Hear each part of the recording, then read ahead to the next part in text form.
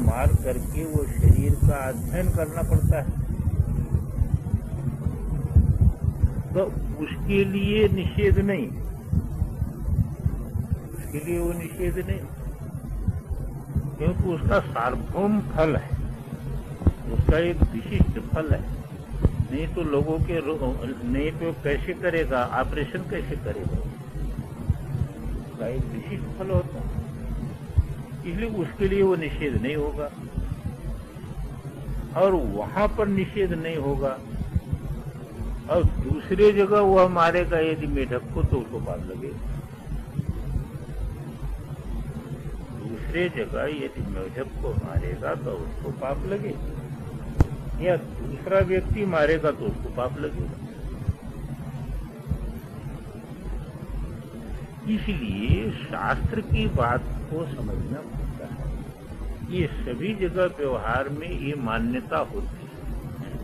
रोक दिया, इधर से नहीं जा सकते, आप इधर से नहीं जा सकते तो रोक तो देता, पर कोई व्यक्ति आता है तो उसको जाने देता है। क्यों जाने देता भाई? जब ये दरवाजे पर रोक दिया सबको, तो जाने के भाई उसके पास पास है, वो पास दिखा दिया ना, अब चले जाओ। तो उसके पास पास है, तो जिसके पास पास है उसके लिए रोक नहीं है।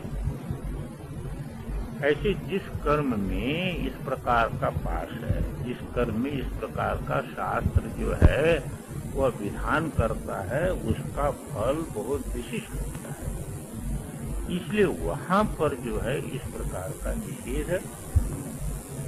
अभी देखिए, आप अफीम रखिए, कोई रखिए, तो आप पकड़े जाएंगे।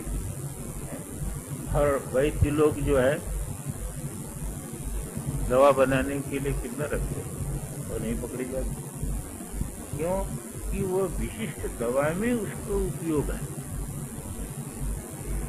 तो वो उनके पास लाइसेंस है, उसके पास वो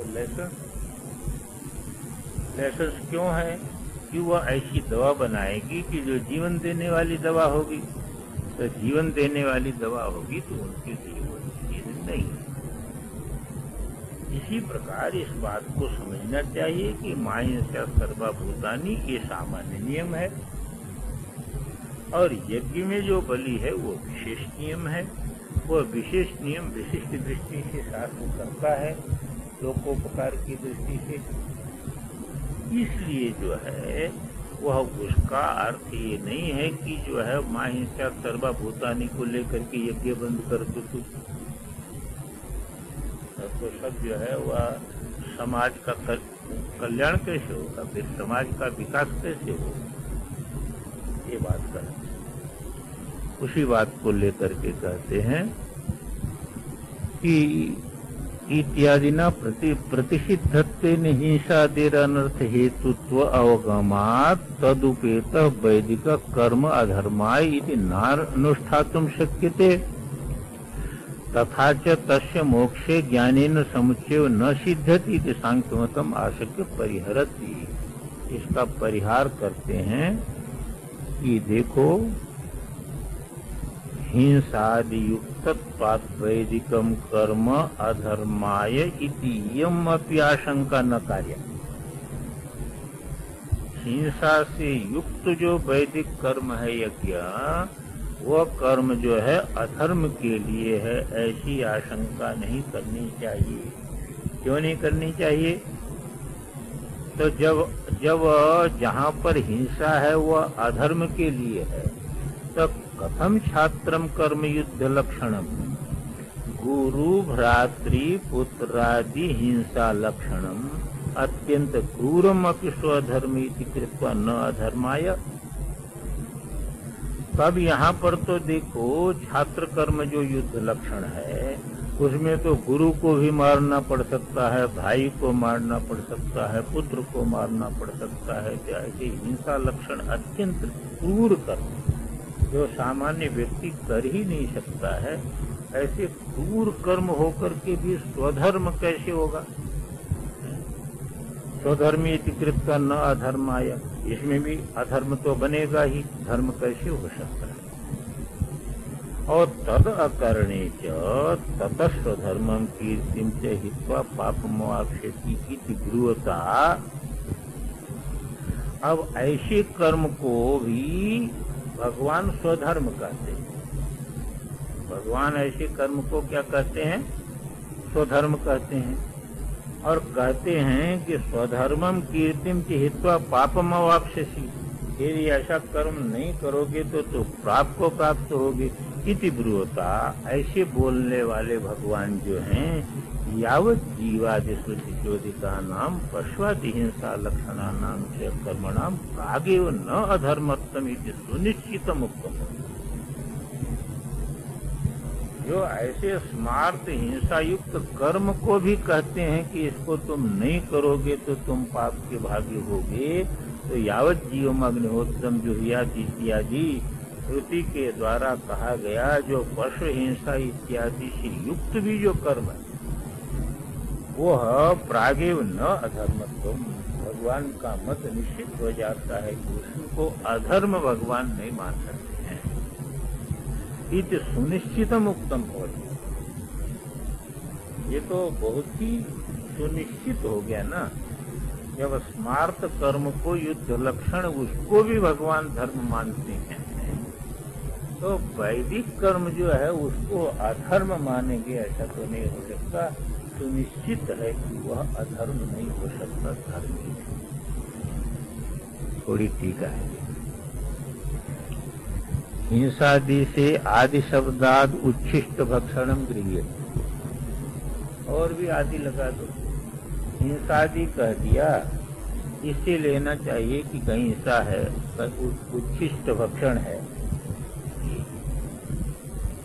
यथोक्ता शंका न कर्तव्या इत्यत्र आकांक्षा पूर्वक माह, ये शंका नहीं करनी चाहिए, इसको आकांक्षा पूर्वक बताया। कथम छात्र कर्म युद्ध लक्षणम इत्यादि स्वधर्मम कृत्वा न अधर्माय तदा करने से जो है वह पाप, ऐसा कहने वाले भगवान कैसे जो है इत्यादि करने के माने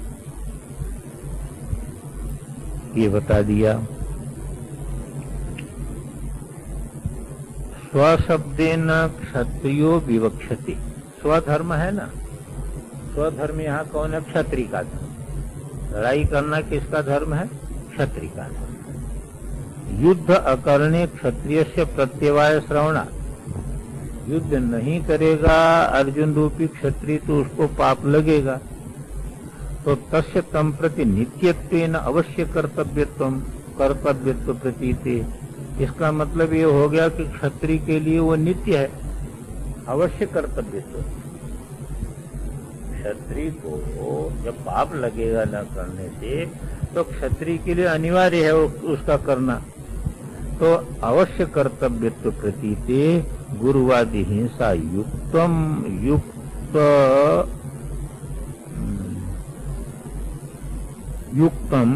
अति क्रूरम अपि कर्म, यद्यप गुरुवादी की हिंसा से युक्त है, अत्यंत क्रूर भी है।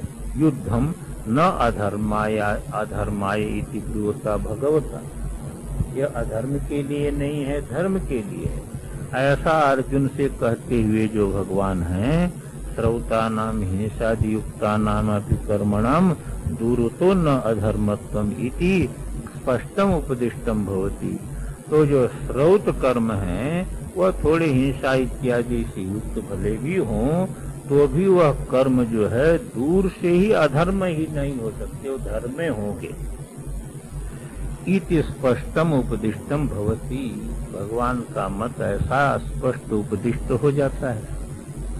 सामान्य शास्त्र से वृत्त हिंसा व्यर्थ हिंसा निषेधार्थत्व, कहते फिर मां हिंसा सर्वभूतानि क्यों कह दिया?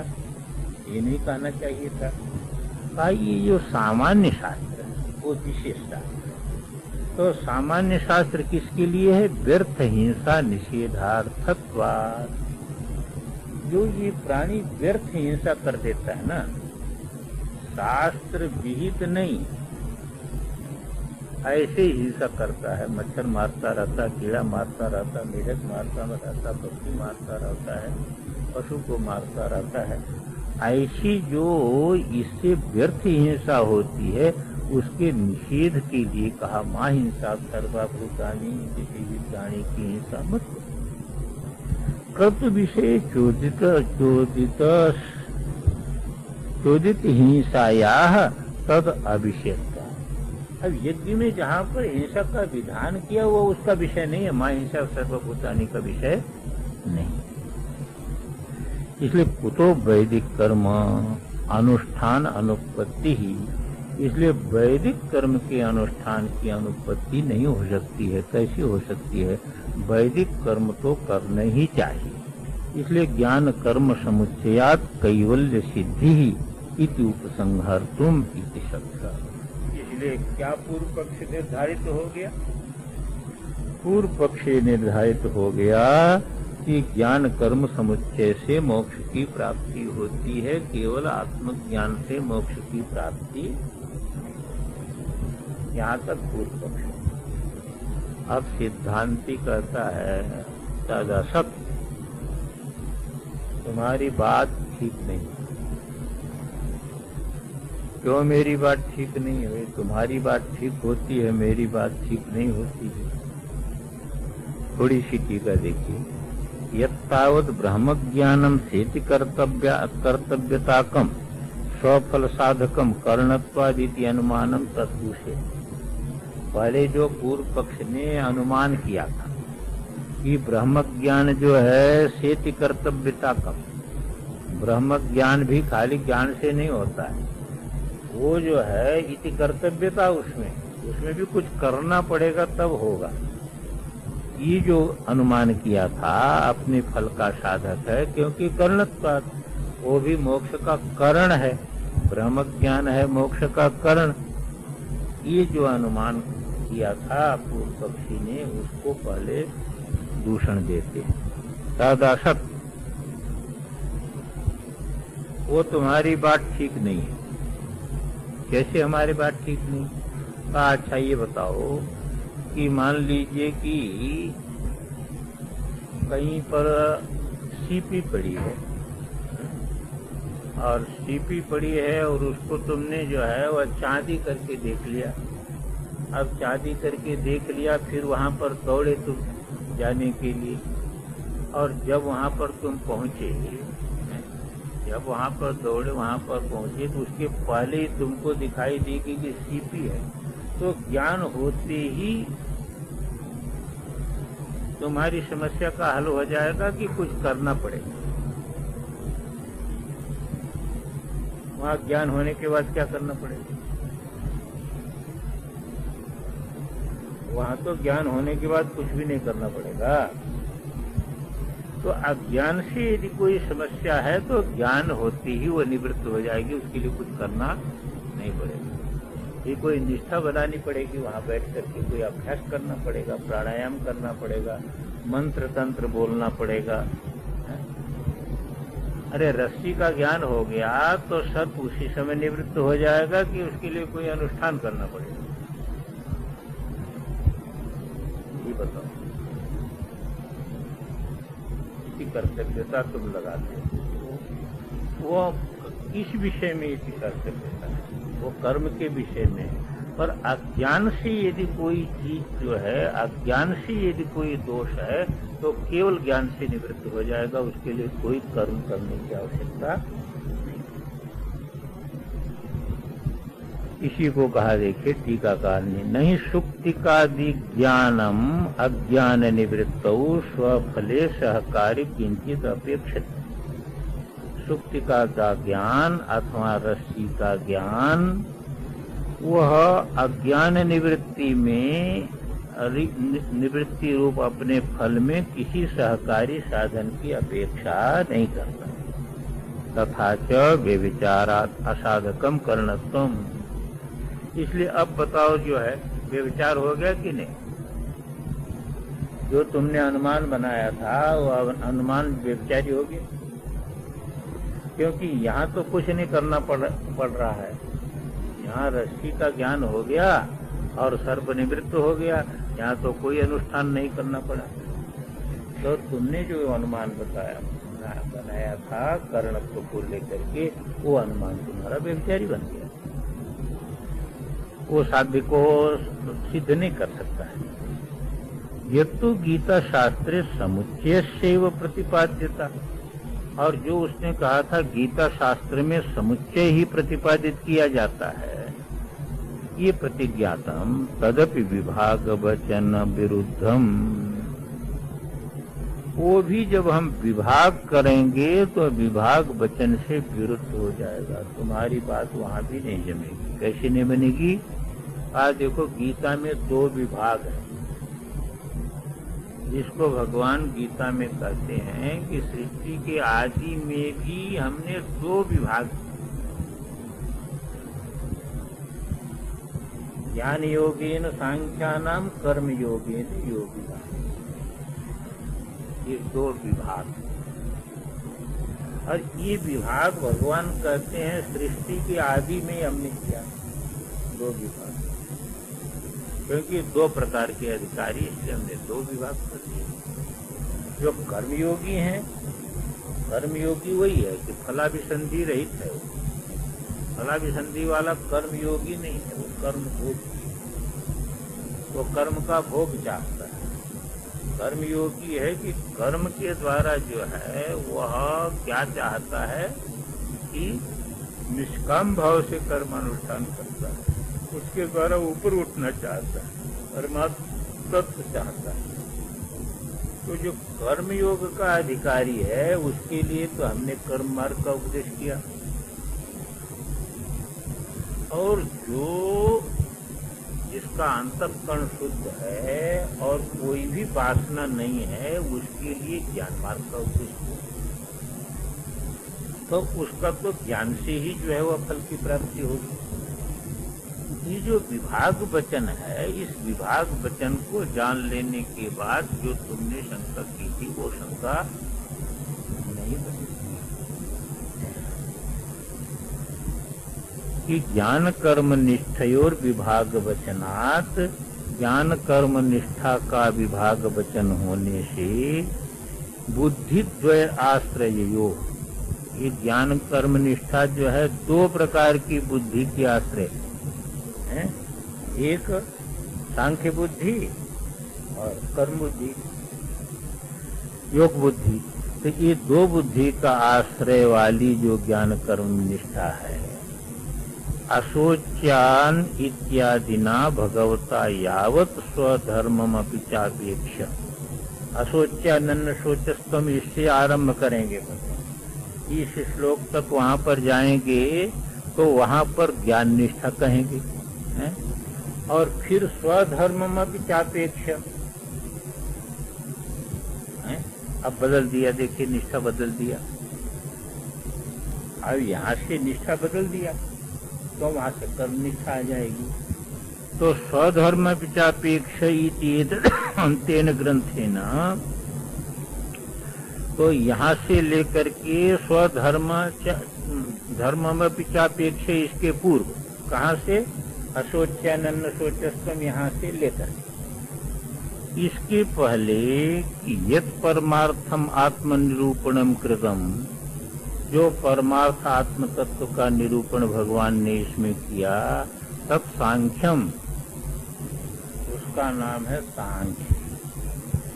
तद विषय बुद्धि आत्मनो जन्मादि षड विक्रिया भावाद अकर्ता आत्मा इति प्रकरणार्थ निरूपणाद या जायते। अब उसका जब हम निरूपण करते हैं उन श्लोकों का, तो तद विषय बुद्धि, वो तद विषय बुद्धि क्या बनेगी? आत्मा जन्मादि षड विकार से रहित है?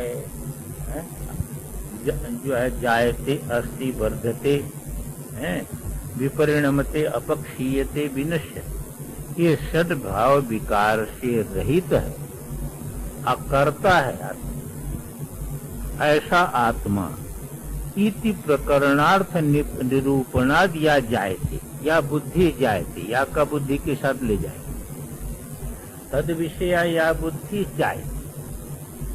तद विषय जो बुद्धि उत्पन्न होती है वह बुद्धि कैसी है?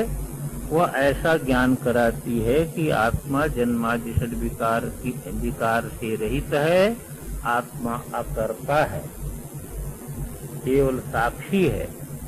ऐसी जो बुद्धि उत्पन्न होती है सा सांख्य बुद्धि ही, उस बुद्धि का नाम सांख्य,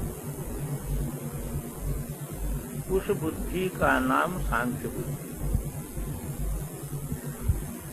इसीलिए हमेशा समझ के रखना चाहिए, इसमें दूसरे तरह नहीं सोचना। जो इस प्रकरण का विचार करके इस प्रकार की बुद्धि, इस प्रकार की अनुभूति जिसके अंदर उत्पन्न हो जाए, वही तो अधिकारी हुआ उसका। और जिसको ऐसी अनुभूति उत्पन्न न हो, ऐसी अनुभूति उत्पन्न होनी चाहिए ना कि मैं शुद्ध बुद्ध मुक्त स्वभाव हूँ, अकर्ता हूँ, सद्भाव विकार से रहित हूँ। ऐसी बुद्धि जिसके अंदर उत्पन्न हो जाती है, वह हो गया सांख्य। उसका नाम हो गया सांख्याधिकारी। तो सा येषां ज्ञानी नाम उचिता भवति ते सांख्या। जिन ज्ञानियों को ऐसी बुद्धि उचित है, उनका नाम है सांख्य। थोड़ी सी टीका देखिए। सांख्य बुद्धिर योग बुद्धिश्च इति बुद्धिद्वयम्। गीता में दो प्रकार की बुद्धि आई, सांख्य बुद्धि और योग बुद्धि। तत्र सांख्य बुद्ध्याश्रयाम ज्ञान निष्ठाम व्याख्यातुम। इसलिए सांख्य बुद्धि के आश्रय रहने वाली जो ज्ञान निष्ठा है, उसको व्याख्यान करने के लिए सांख्य शब्दार्थ माह। सांख्य शब्दार्थ यहाँ पर बताया अशोच्यानन्न शोचस्त्वम इत्यादि ना भगवता यावत् स्वधर्मम विचावेक्ष इति अंतेन ग्रंथेन। इस बीच के ग्रंथ के द्वारा जो परमार्थ आत्म तत्व का निरूपण किया, उसी का नाम है सांख्य, तत्सांख्यम। ये बता दिया कि अशोच्यानि इत्यादि स्वधर्मम विचावेक्ष इति तदंतम वाक्यम यावद भविष्य। यहाँ तक का वाक्य कौन सा श्लोक है? वह स्वधर्मम विचापेक्ष ये होना चाहिए ना, 30वां।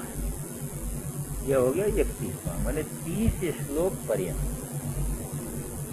अशोच्यानन्न शोचस्त्वम से लेकर के 30 श्लोक पर्यंत जिस बुद्धि का निरूपण किया गया वह है सांख्य।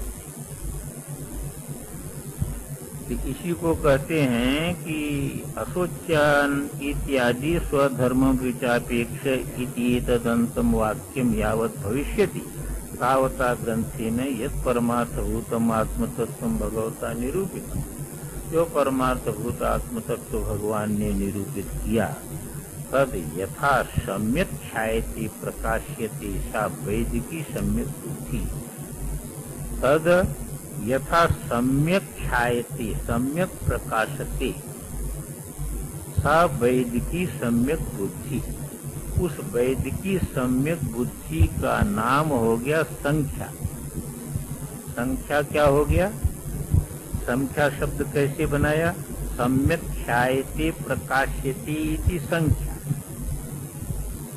सम्यक प्रकार से जो प्रकाशित हो रही है, वह वैदिकी जो सम्यक बुद्धि है, उसका नाम हो गया संख्या। तया प्रकाश्यत्वेन संबंधी प्रकृतम तत्वम सांख्यम। और उसका विषयभूत जो प्रकृत तत्व हो गया, उसी का वह हो गया सांख्य। उस बुद्धि का जो विषय बना, उस बुद्धि का जो विषय बना, वो हो गया सांख्य। सांख्य शब्दार्थम उक्त्वा तत्प्रकाशिकां बुद्धिम तद्वतस्य सांख्यान व्याकरोति। सांख्य शब्द का अर्थ कर दिया, अब उसके द्वारा तत्प्रकाशिकाम, उसको प्रकाशित करने वाली जो बुद्धि, तद्वतस्य, और उस बुद्धि वाले जो सांख्य, उनको कहते हैं कि भाष्य में देखिए तद विषया, ये है ना तद विषया बुद्धि। तो तद विषय बुद्धि कैसी? आत्मनो जन्मादिशद विक्रिया भावाद अकर्ता आत्मा इति। तद विषया बुद्धि सांख्य बुद्धि इति संबंध। उस विषय बुद्धि का नाम हो गया सांख्य बुद्धि। कामेव प्रकटित, उसको प्रकट करते हैं कि न जायते म्रियते वा इत्यादि प्रकरणार्थ निरूपण द्वारेण आत्मनः षड्भाव विक्रिया असंभवात्। कहते हैं कि जो इसी गीता में आएगा, न जायते म्रियते वा कदाचिन नायं भूत्वा भविता वा न भूयः अजो नित्य शाश्वतोयम पुराणो न हन्यते हन्यमाने शरीरे। इसके द्वारा आत्मन षड्भाव विक्रिया असंभवात्। आत्मा में ये जो भाव विकार हैं ये नहीं बन सकते हैं। इसलिए कूटस्थो असौ, एक रस रहने वाला ये कूटस्थ आत्मा है। इतिया बुद्धि उत्पद्यते, ऐसी जो बुद्धि उत्पन्न होती है सा सांख्य बुद्धि, उसी का नाम सांख्य बुद्धि। तत्परा संन्यासिन सांख्या इत्यर्थः। उस बुद्धि वाले अकर्ता रूपी बुद्धि वाले सन्यासी, तो जो आत्मा को अकर्ता जानता है उसको किस कर्म से आप संबंधित करेंगे बताइए। जो आत्मा को, इस बात को बारंबार ध्यान रखिएगा, यहाँ पर हमेशा ज्ञानी को लेकर के, माने सांख्य बुद्धि वाले को लेकर के बात। पर सामान्य रूप में क्या अर्थ होता है कि ऐसी बुद्धि चाहने वाले। पर जहाँ भी शास्त्र में देखेंगे ऐसी बुद्धि वाला जो ज्ञानी का किसी भी कर्म से कोई संबंध नहीं है। क्यों संबंध नहीं है ज्ञानी का किसी कर्म से?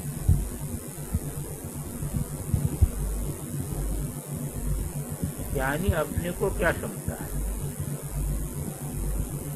जो यहाँ पर सांख्य आएगा उसके द्वारा आप अपने को क्या समझेंगे?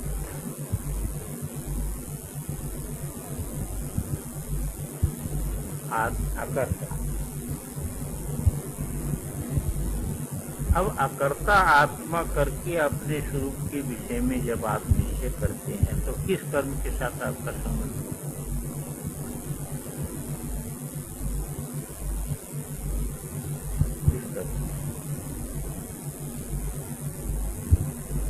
तो ज्ञानी का कर्म संबंध तो इस प्रकार नहीं हो जाता है, और मुमुक्षु का कर्म संबंध इस प्रकार का नहीं रहता है कि मुमुक्षु जो है कर्म का फल जानता है कि कर्म का फल अनित्य है और उस फल को हमको प्राप्त नहीं करना है, इसलिए साधन रूप कर्म उसका छूट जाता है। इसीलिए विशु संन्यास बनता है, तो बनी नहीं सकता।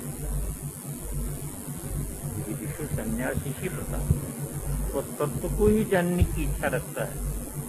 अब किसी कर्म का फल तत्व ज्ञान होने तो किसी कर्म का फल वो नहीं हो सकता है। तत्व जो है किसी कर्म का फलभूत नहीं हो सकता, इसलिए साधन छूट जाता है उसका। साधन जो है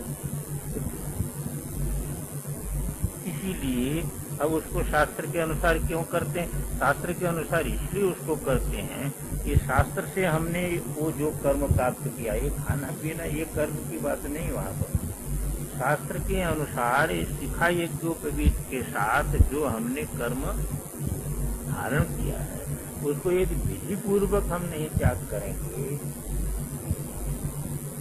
तो दोष लगेगा। इसलिए उसको आप विधि पूर्वक ही त्याग करें। अविधि पूर्वक त्याग नहीं होता। ये विधि पूर्वक जो उसका त्याग है यही विविदिशा सत्य।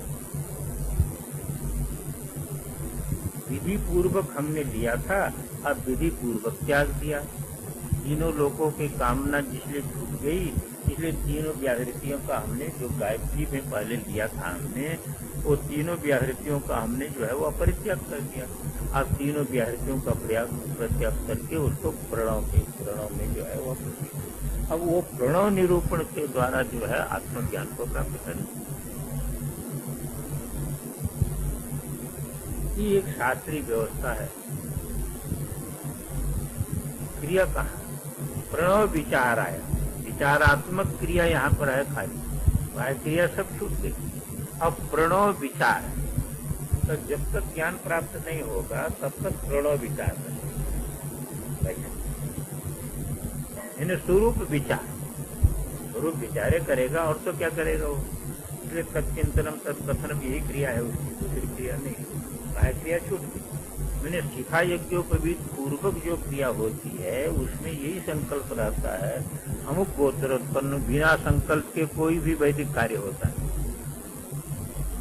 तो उसमें संकल्प किसके साथ रहेगा? शरीर के साथ। अमुक गोत्रोत्पन्नो हम, अमुक शर्मा हम, अमुक वर्मा हम, अमुक कर्म हम करिष्ये, इसी के साथ अन्वय होगा उसका। अब अच्छा, इसको अभ्यास क्या करना है? इसको अभ्यास करना है, न मैं शरीर हूँ, न मेरा कोई गोत्र है, न मेरा कोई संबंधी है, न मेरा कोई परिवार है, न कोई मेरी स्त्री है, न उसके साथ कोई हमारा जो है संबंध है कि कर्तव्य हमारा ये हो। इसकी स्थिति तो ही आ गई, स्थिति आ गई। तो ये अभ्यास उसको करना है। तो इस अभ्यास में वो बाधक है कि नहीं बाधक? इसको केवल यही अभ्यास करना है, उसमें वो बाधक है कि नहीं? इस अभ्यास में तन्मय हो जाएगा तो भूल जाएगा, उसको भूल जाएगा तो छूट जाएगा, तो उसको प्रतिभा लगेगा। इसलिए शास्त्र कहता है कि जब ऐसा वैराग्य उत्पन्न हो जाता है, केवल तत्वज्ञानी जानता है, तो उसको विधि पूर्वक उसका परित्याग कर देना चाहिए। अविधि पूर्वक त्याग ठीक नहीं। ज्ञान होने पर कोई तो समस्या नहीं है, छूटा नहीं छूटा इसका कोई मतलब नहीं। ज्ञान उद्भूत होने के बाद छूटने न छूटने का कोई अर्थ ही नहीं। यहाँ की जो अकर्त पद में प्रतिष्ठित है उसका छूटना क्या होगा, छूटना किसका होगा? लेकिन इसे विविधुषु, इसके छूटने अछूटने में फर्क है। ज्ञानी का छूटना अछूटने में कोई तात्पर्य नहीं, क्योंकि ज्ञानी का छूटना अछूटना तो यही है कि उसका संबंध ही नहीं है। शरीर इंद्रिय इत्यादि किसी कर्म के साथ कोई संबंध नहीं है, करता है वो, तो उसका तो छूटे हुआ। पर विविधिषु को छोड़ने में जो है वह विधि चाहिए, बिना विधि के कैसे छोड़? उसी के लिए संन्यास, उसके लिए संन्यास।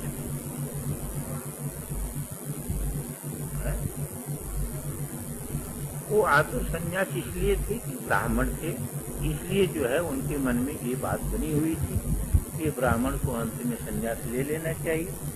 ये जो बुद्धि में संस्कार था उसी से संन्यास। अरे उनके मन में जो बुद्धि में बात बनी हुई थी, ये बुद्धि में बात बनी हुई थी, तो उस बुद्धि में बात बनी हुई थी तो उन्होंने संन्यास लिया। क्योंकि ब्राह्मण के विषय में उनको यही ज्ञान था कि जो है याज्ञवल्क्य, और अब इसके लिए प्रमाण क्या होगा? जैसे याज्ञवल्क्य, तो याज्ञवल्क्य का संन्यास क्या था? वो तो ज्ञानी थे ही, वो संन्यास क्या था? नहीं, उसका संन्यास यही है कि जो ब्राह्मण को जो है संन्यास अनिवार्य है, वो जो है वो वर्ण करते हैं।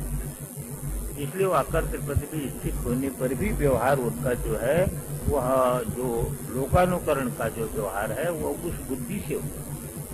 वो कोई आत्मज्ञान के लिए संन्यास लिया या अन्य चीज के लिए नहीं। अच्छा, महापुरुष ऐसा व्यवहार क्यों दिखाते हैं?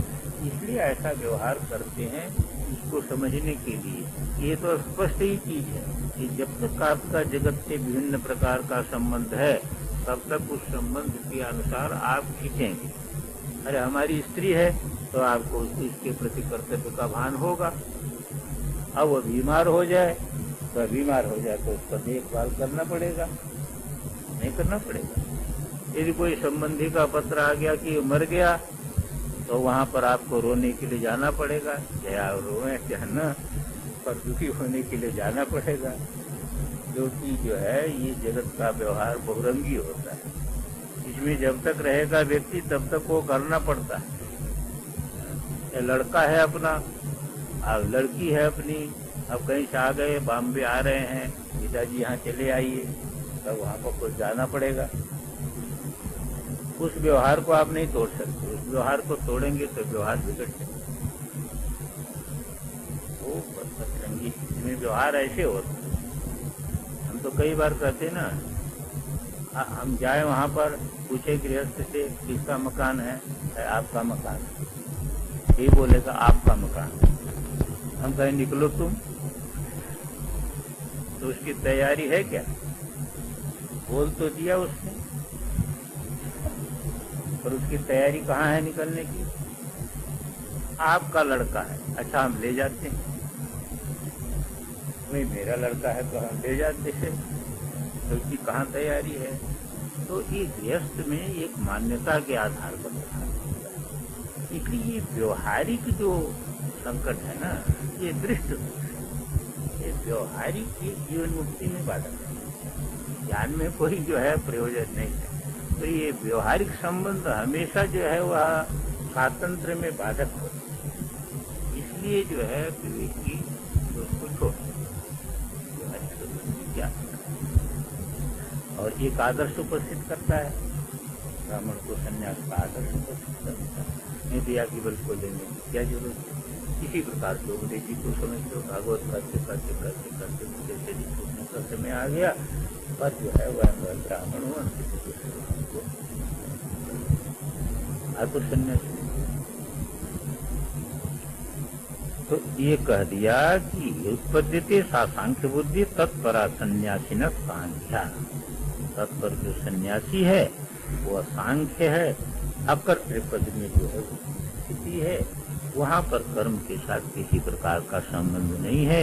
ये निष्ठा जो है वह बता रहे, ज्ञान निष्ठा यहाँ अलग कर दी। अब कर्म निष्ठा अलग करेंगे, उसका विचार फिर। ओम पूर्णमदः पूर्णस्य पूर्णमादाय पूर्णमेवावशिष्यते। ओम। पूर्व पक्ष ध्यान में रखिएगा। यहाँ पर पूर्व पक्ष ये है कि ज्ञान कर्म समुच्चय, ज्ञान कर्म समुच्चय जो है ये मोक्ष का हेतु है। सिद्धांत ये है कि सर्व कर्म संन्यास पूर्वकात् आत्मज्ञानात्मक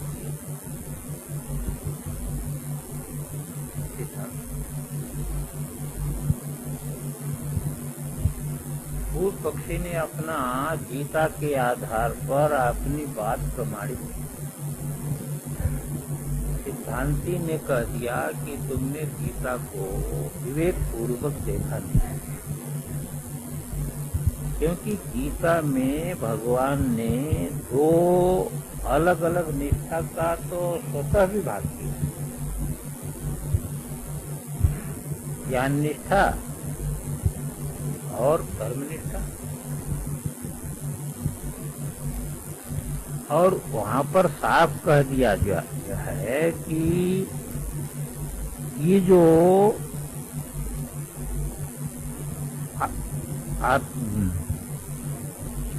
आत्मनो जन्मादि षड विकारा भावाद अकर्ता आत्मा प्रकरणार्थ निरूपणाद या जायते सासांख्य। आत्मस्वरूप की का पहचान जब इसको हो गया और आत्मा का किसी भी क्रिया के साथ कोई संबंध, अकर्तृयात् पद में जो है वह उसकी स्थिति। तो तद्विषयक जो बुद्धि है उस बुद्धि का नाम है सांख्य बुद्धि, और वह बुद्धि जिनके पास है उनका नाम है सांख्य। यहाँ सांख्य दूसरा कोई सांख्य मतावलंबी नहीं, यहाँ पर सांख्य उसी का था जो गीता के अनुसार आत्मस्वरूप का निर्धारण करके और सर्व क्रिया रहित कर्ता आत्मा है इस प्रकार की अनुभूति कर लेता है उसका सांख्य। अच्छा ये आपने बताया, पर दूसरी बुद्धि किसके लिए है? फिर सिद्धांत यही हो गया तो दूसरी बुद्धि किसके लिए है? संप्रति योग बुद्ध्याश्रयाम कर्म निष्ठाम व्याख्यातु कामो योग शब्दार्थम आह। अब योग बुद्धि, दूसरी बुद्धि का नाम है योग बुद्धि। पहले बुद्धि का नाम है सांख्य बुद्धि, दूसरी बुद्धि का नाम है योग। अब ये योग बुद्ध्याश्रयाम कर्म निष्ठा, योग बुद्धि का आश्रय रहने वाली कर्म निष्ठा है, क्योंकि इसमें क्रिया है, इसमें है क्रिया, इसलिए कर्म निष्ठा उसको व्याख्यातु कामों, उस पर व्याख्यान करने की इच्छा से योग शब्दार्थमाह। एतस्याः बुद्धेर्जन्मनः प्राक् आत्मनो देहादि व्यतिरिक्तत्व कर्तृत्व भोक्तृत्वाद्यपेक्षो धर्माधर्म विवेक पूर्वको मोक्ष साधन अनुष्ठान निरूपण लक्षणों योग। योग क्या है? गीता में जो योग शब्द का प्रयोग किया है वह किस अर्थ, जिसको सांख्य से अलग करके रखा है? तो गीता के अनुसार योगी कौन हुआ?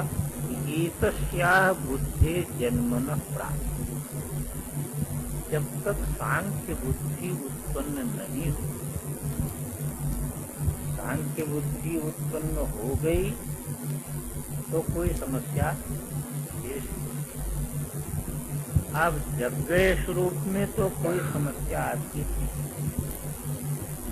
पर जब तक जगे नहीं है तब तक समस्या है ही। चाहे कितने भी जो है वह उत्कृष्ट सपना आप देख रहे हो तब तक वहाँ पर समस्या है।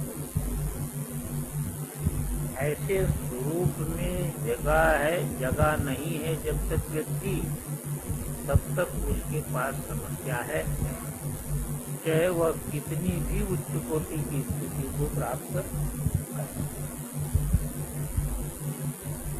एतस्याः बुद्धे जन्मनः प्राक्, इस बुद्धि के जन्म के पहले, यानी ज्ञानी तो नहीं हुआ, पर एक चीज जानता है, ये शरीर आत्मा नहीं है। ज्ञानी तो नहीं हुआ पर धर्मी है। धर्म भी वही मानेगा ना कि जो इस शरीर से भिन्न आत्मा को मानता हो। मैं ऐसा धर्म करूंगा तो इसका फल ये होगा, मैं ऐसा कर्म करूंगा तो इसका फल ये होगा। तो ऐसा जिसके अंदर संस्कार है वो शरीर से भिन्न तो आत्मा को मानते ही है, इसमें तो किसी प्रकार का संशय। यदि शरीर से भिन्न नहीं माने तो फिर जो है वह धर्म का है कुछ नहीं। शरीर आत्मा रहा, यही खत्म हो जाएगा तो उसका फल कौन हो? तो सामान्य व्यक्ति भी जो यहाँ का है, जो धार्मिक व्यक्ति है, वो भी इस शरीर से भिन्न आत्मा को मानता है, पर व्यापक आत्म तत्व का जो है उसको भान नहीं है। वही आत्मा है, व्यापक है, चैतन्य है, सबसे रहित है, ऐसा नहीं। पर ये मानता है कि शरीर से पृथक है। तो देहादि व्यतिरिक्त वो आत्मा को कैसे मानता है? देहादि से व्यतिरिक्त जो अपने आत्मा को मानता है। और ये भी मानता है कि जैसा कर्म करेंगे ऐसा फल भोगेंगे, जैसा कर्म करेंगे ऐसा फल भोगेंगे। तो अपने को कर्म का कर्ता मानता है। देखिए, सांख्य बुद्धि जिसके पास आ गई वो अपने को कर्म का कर्ता नहीं जान सकता, शरीर आदि के साथ संबंधित नहीं, वो अपने को कर्ता मानता है। और ये भी मानता है जैसा कर्म करेंगे ऐसा फल भोगेंगे। तो भोक्तृत्व, कर्तृत्व भी मानता है अपने में और भोक्तृत्व भी मानता है। आदि अपेक्षो, इसकी जो है अपेक्षा करके धर्माधर्म विवेक पूर्वक तो विचार करता है, ये धर्म है ये अधर्म। अधर्म का फल है नरक, धर्म का फल है स्वर्ग। पर ये कमाई है, धर्म का फल भी स्वर्ग है, तो स्वर्ग जाएंगे फिर लौट करके आएंगे। ऐसा विवेक जरा रखता है। एक तो है वह विवेक नहीं रखता, वो उसका भोगासक्त व्यक्ति में विवेक नहीं। तो जिसका स्वर्ग के भोग में आसक्ति है उसमें तो विवेक नहीं हो। और गीता के दृष्टि से वह योगी नहीं, वो धर्म तो करता है,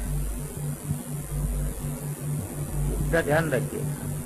वो धर्म तो करता है और स्वर्ग जाएगा, पर वह योगी नहीं, क्योंकि उसके अंदर ये विवेक अभी नहीं उत्पन्न हुआ। ये मान लो यहाँ पर हमने यज्ञादि किया और स्वर्ग में गया और फिर वहाँ पर पुण्य खत्म हो गया, तो फिर वहाँ से उल्टे लौट करके यहाँ आएंगे कर्म करने के लिए। तो यही है, कमाओ खाओ, खाओ कमाओ। कहते कमाते क्या क्यों है? कहते न कमाए तो खाए क्यों? खाते क्यों है? कहते न खाए तो कमाए कैसे?